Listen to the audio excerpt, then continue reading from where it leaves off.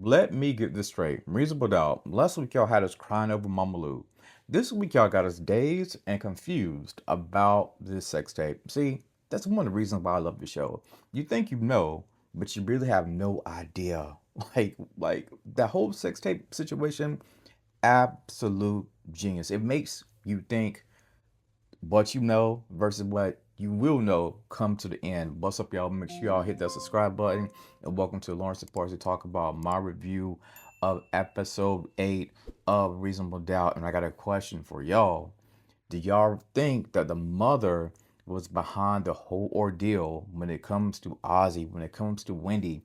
Because we saw at the top of the show, she basically paid some people off to beat up Alex and to put him into the hospital. Oh my God. Wow. Make sure you comment. Let's get right into it. Now, we know this right here. When it comes to Ozzie, I'm starting to feel a little bit bad for him even more. His whole family is completely a mess. The family is insane. Like it is drama from top to bottom. At this point, I can't trust nobody. I can't trust the dad. I can't trust the mom. I can't trust Kristen. Ozzie, I don't think Ozzie can even trust himself right now, right? Let's get into it, y'all. So we know that we are back in court, right?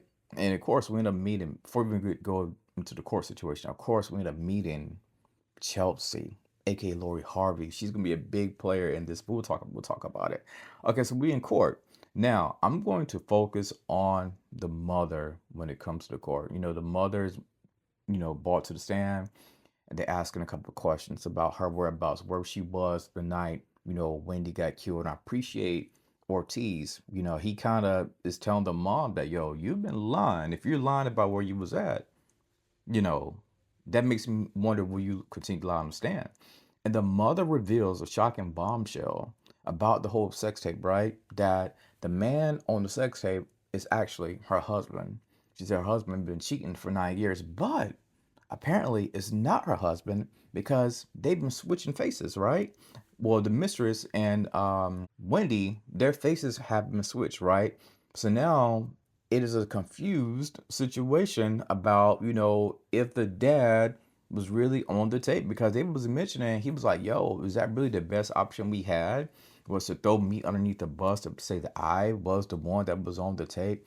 And of course, Ozzy's freaking out. He's screaming. He cannot believe it, right? And the thing about it, whenever it was revealed, he looks back at his dad like, yo, are you kidding me right now? And he wants to go home with Jax, right? He says, I need to be around some people. He's throwing up, you know what I'm saying?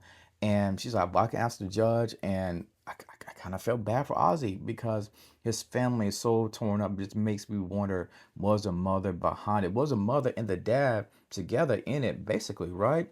So we know that Ozzy's going to go home with Jax, right? But there was also, while he's being invited to the family dinner, there were some pills.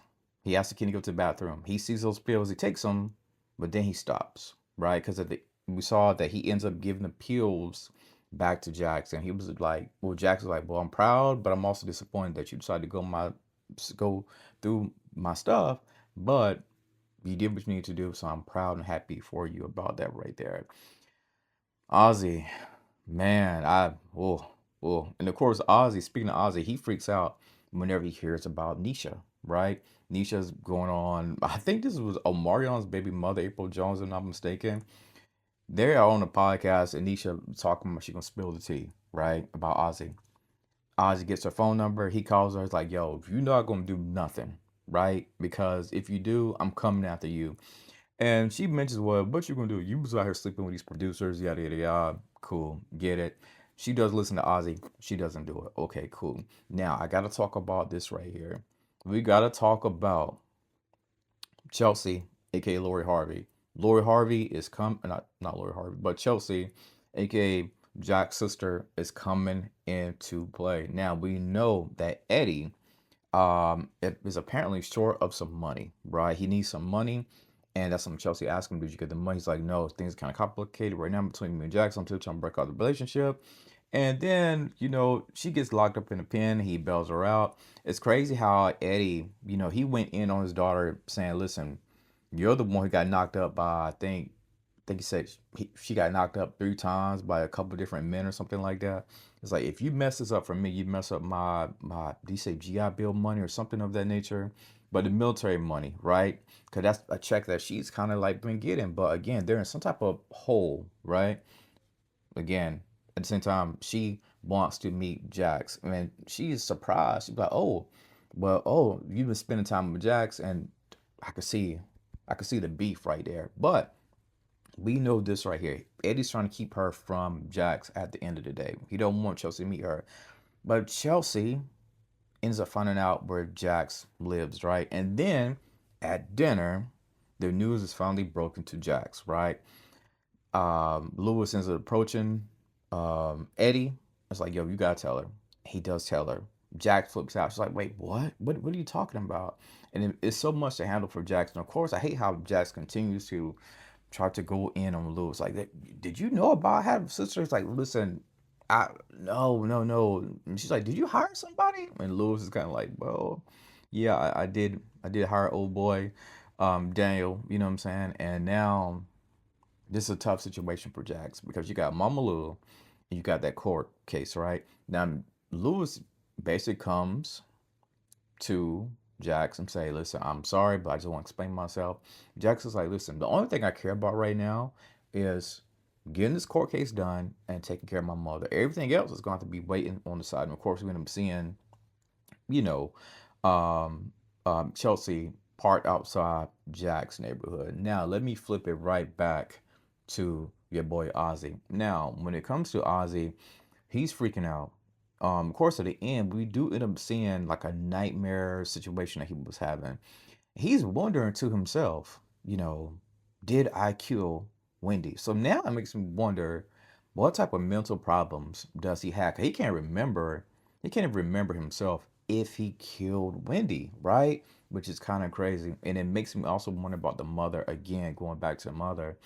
She even has a phone call with Jax, and she kind of, I don't know if she was just using this as a decoy to say, I know that my son killed Wendy, trying to take some pressure off the husband, trying to take some pressure off herself because she kind of like bombed a little bit on the stand. I'm starting to think the mom is the mastermind behind it all. Again, I could be wrong, but it's pointing to the mom right now. And of course, we gotta talk about Daniel. We'll talk about Daniel. Then Daniel, you should know him. Jax is gonna find out, right? Jax did find out about him and Kristen. Old girl spilled the tea. She told the news, right? Now Daniel is upset. He's disappointed. And of course, I love how Daniel and Kristen, they both don't trust each other. We saw that one scene where he was on the couch. He's taking pictures of her phone. She's ripping out pages out the notebook. Neither one of these two trust each other. And of course, she always says, he says he wants to talk to her. He was about to go in and really confess what's been going on. But then she stopped him when she said, I love you. And he was like, oh, I love you too. But he's kind of like, dang, like I need to talk to her and tell the truth. But man, she always uses her body or says something crazy to get him distracted. Let's talk about Bill and Sally. Now, Bill and Sally, they come up with this weird relationship contract, which is kind of strange. We both know they both are going through divorce. I get it, right? But Bill, there's one scene where Bill was in the office and he really does miss his family. I really do believe he wants his family back. He really misses them. Sally, on the other hand, she could care less because we know that Chris is going to be served those papers, right? I mean, well, Chris is going to serve those papers to her. And while he's saying that, Chris is like, listen, I'm about to go to South Carolina with the kids. Chris confronts Sally. Sally is like, yo, I could give a about you and that doggone house. You are not taking my kids all the way to South Carolina. I'm like, oh my God, that is wild. That is wild. Like, dang, Chris, you are in some trouble, my boy. So yes, that's kind of like how things kind of wrapped up. The mother, she takes a stand. She tells the truth about Ozzie. She tried to paint a great picture for the Ozzie at first, but then things got kind of twisted when she talked about a sex tape. Apparently, the sex tape was fake because remember, the mother mentioned to Ozzie that, your girl has been sleeping around. I want you to know about this right here. Now the dad's caught in the limbo.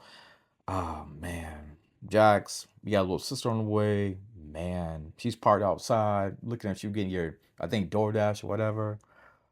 It's heating up, y'all. We still don't know truly who killed Wendy. Like it, Ozzy has a nightmare. He comes out and says, I killed Wendy. I might have killed Wendy.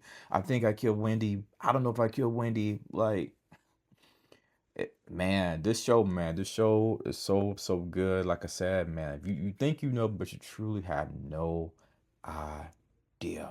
Really, you really don't. And as always, thank you for tuning into the Lawrence Report.